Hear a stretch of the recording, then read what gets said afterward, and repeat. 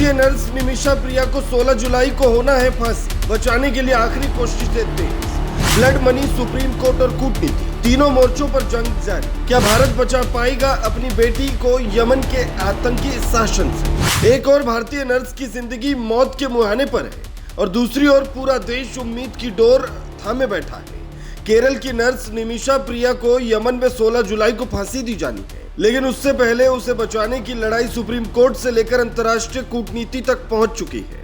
Save Nimisha international action council ने supreme court में याचिका दाखिल की है, जिसमें केंद्र सरकार से मांग की गई है कि वो राजनीतिक और कूटनीतिक माध्यमों का इस्तेमाल कर निमिषा की जान बचाए। निमिषा की कहानी सिर्फ एक हत्या नहीं, बल्कि धोखे, शोषण और सिस्टम से लड़ने की कहानी है। पैसे और बेहतर भविष्य की तलाश में निमिषा 2008 में यमन गई थी। 2011 में शादी हुई, बेटी हुई, जिंदगी बसी। जब उसने खुद की क्लिनिक खोलने की कोशिश की तो उसे स्थानीय साझेदार तलाल की जरूरत पड़ी। उसी ने उसके सपनों को रौंद डाला। तलाल ने उसका शारीरिक शोषण किया, पैसे छीने, फर्जी शादी का प्रमाण पत्र बनवाकर पासपोर्ट तक जब्त कर लिया। जब निमिषा ने निकलने की कोशिश की तो तलाल को बेहोशी का इंजेक्शन दिया, लेकिन ओवरडोज में उसकी मौत हुई। यमन में शरिया कानून लागू और ऐसे मामलों में दोषी को ब्लड मनी देकर माफी मिल सकती है, बशर्ते मृतक का परिवार राजी। इसी दिशा में निमिषा का परिवार लगातार तलाल के परिवार से बातचीत कर रहा है, लेकिन अब तक कोई सहमति नहीं बन पाई है। सरकार से लेकर समाज तक हर कोई इस मामले में कुछ करने की कोशिश में है, लेकिन वक्त बहुत कम बचा है। यमन में कोई स्थिर सरकार नहीं है, वहां हूती आतंकी शासन है।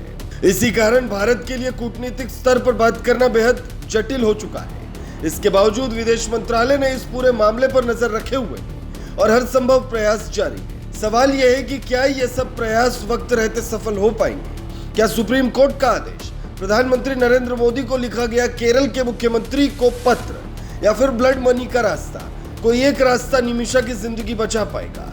उसका इरादा हत्या का नहीं था, ये बात कई बार सामने आ चुकी है।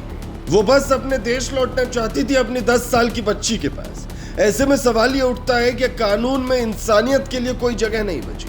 अब फैसला यमन के आतंकी शासन, भारतीय कूटनीति और वक्त के हाथ में है। देश की बेटी को बचाने की घड़ी अब खत्म होने वाली है। अब सिर्फ आखिरी कोशिशें ही रास्ता दिखा सकती हैं। आप क्या सोचते हैं? क्या निमिषा को दूसरा मौका मिलना चाहिए? क्या भारत सरकार को और मजबूती से सामने आना चाहिए? अपने विचार कमेंट में जरूर बताएं।